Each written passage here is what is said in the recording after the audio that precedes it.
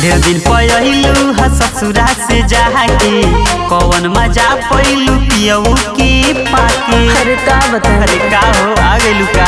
हाँ हो ढेर दिन पयलू हा ससुरा से जाके कौन मजा पैलू पियऊ के पाके। शादी कइलू मर 16-17 में चलो न पतरे में सवाद कबो मिले न भतरे में।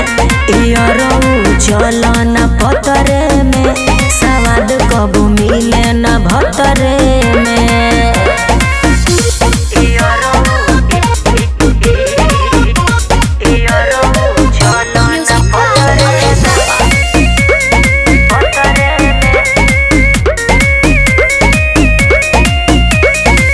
कइलू कबूल नहीं हमारा हो प्यार के रहुआ कुताइल पाविला भतार के।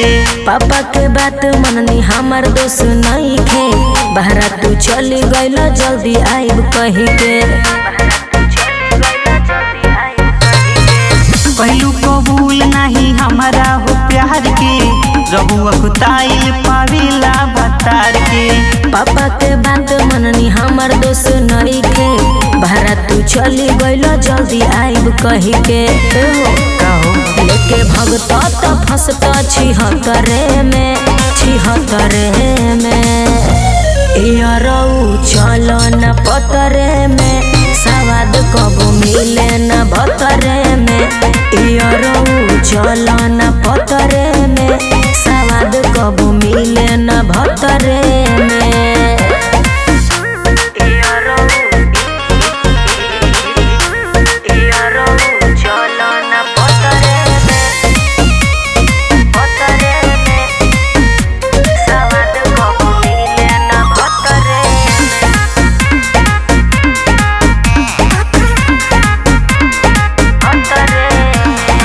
छोड़ी द जानू चिखल हमरो सवाद के अब का तू याद कर तारू बीतल रात के।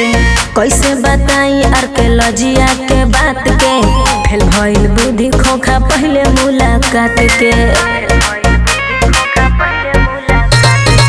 छोड़ी द जानू चिखल हमरो सवाद के अब का तू याद कर तारू बीतल रात के। कैसे बताई आर्कियोलॉजिया के बात के फेल भइल बुद्धि खोखा पहले मुलाकात के। ससुर से अजित तहरा असरे में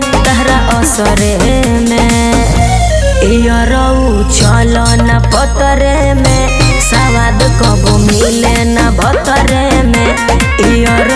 चलो न पतरे में सवाद कबो मिले न भतरे